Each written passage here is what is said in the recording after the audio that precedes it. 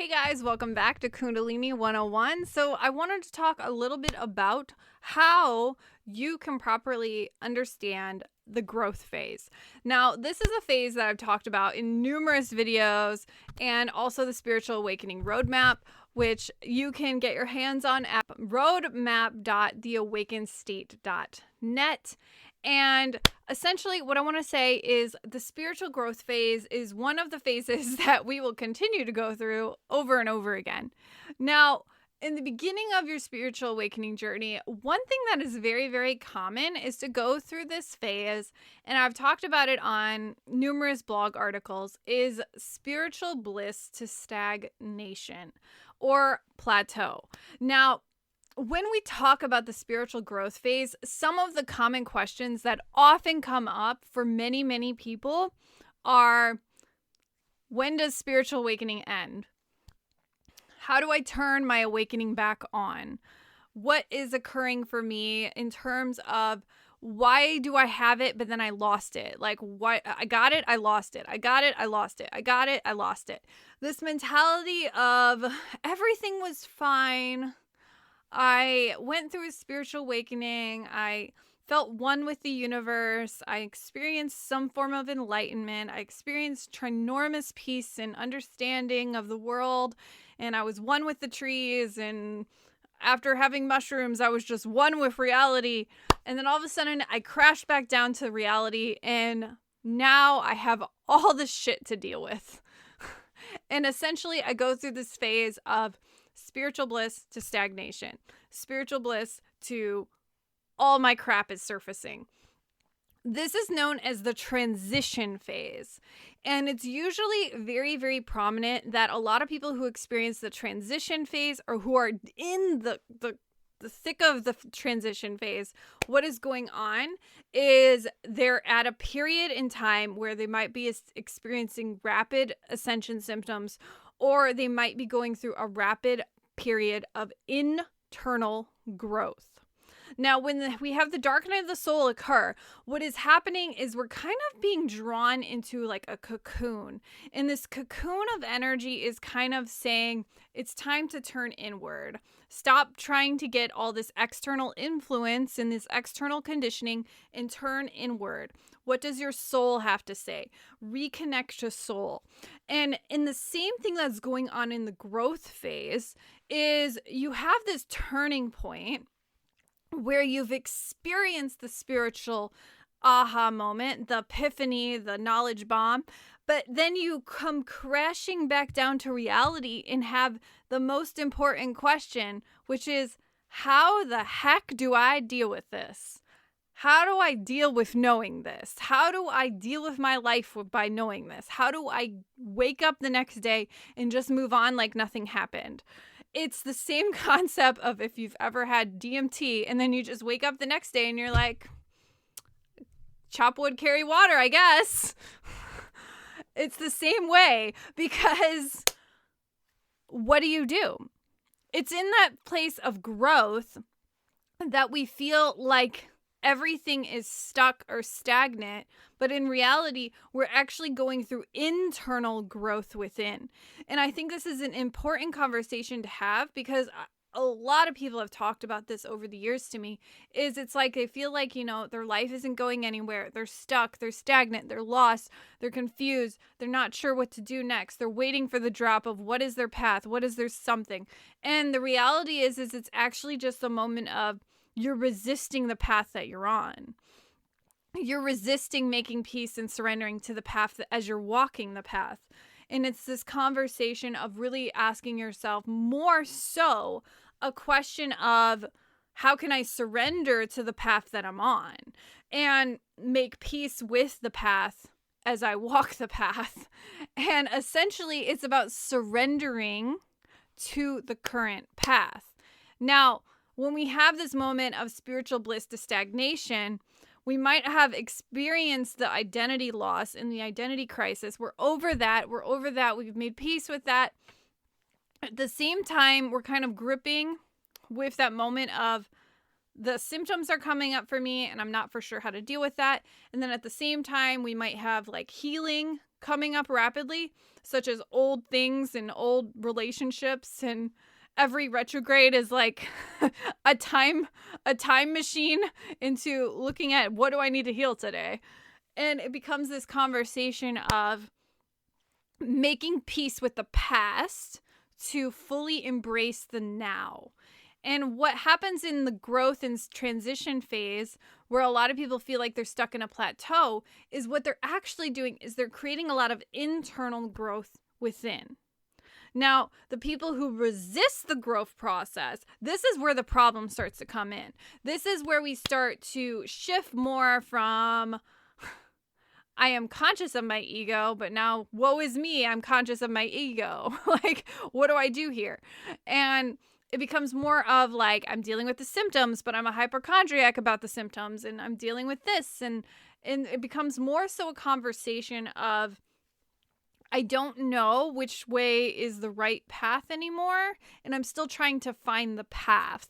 And what I talk about in the Spiritual Awakening Roadmap is we become the moment of the growth phase where we transition out of the growth phase is the moment that we become the path walker, and we have established a clear roadmap of what path we're choosing.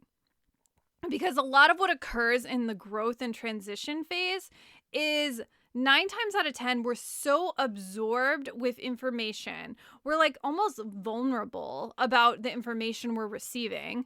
And then at the same time, because we're going through a spiritual awakening and there's so much stimuli going on that we're trying to like soak up as much information as possible to know what's going on, B, to not make yourself crazy and to figure out, if it's normal. And then C, you're going into this depth of, I'm changing from the inside out. How do I deal?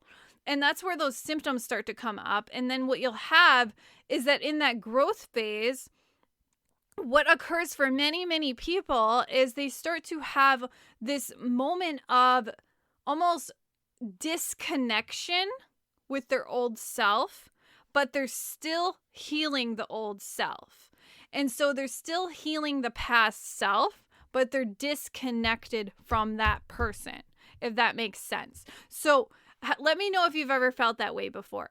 Let me know in the comments if you've ever felt that way. Because what you'll notice is what's happening is you're starting to come into a point of awareness where you have all these symptoms showing up, and then you know that you need to let go, but at the same time, you're like dissociated from your past self and you want to be on the new path, but at the same time, you're still trying to figure out the path. So there's a lot of confusion and you feel lost and uncertain. And then at the same time, there's a lot of stagnation and like, am I crazy? Is this even real? Maybe this is all a dream and I'll wake up one day. It just becomes this overwhelming, taxing on the nervous system conversation in your head. And what occurs is there's internal growth going on. And this is what the transition phase is all about. And so to answer the question of how do I turn my awakening back on? Your awakening is still on. Once you awaken, you can't unawaken. It's not a light switch that we just suddenly decide to turn off. There's just lesser degrees of awareness, and then there's higher degrees of awareness. And it's kind of a juggling of forgetting and remembering all at the same time, depending on what day of the week it is. Welcome to Spiritual Awakening. When you think about it in terms of, does awakening end? No. Because you are rapidly shifting consciousness from the inside out.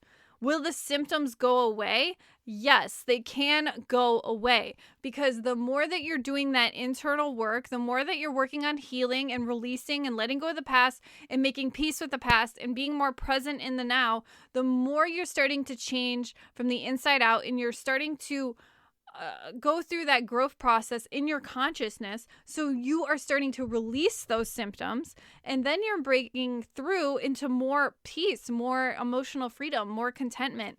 And what you'll find is that through this process, what's actually occurring is you're going through growth so you can step into that new identity, the new paradigm, the 5D consciousness, whatever you want to call it.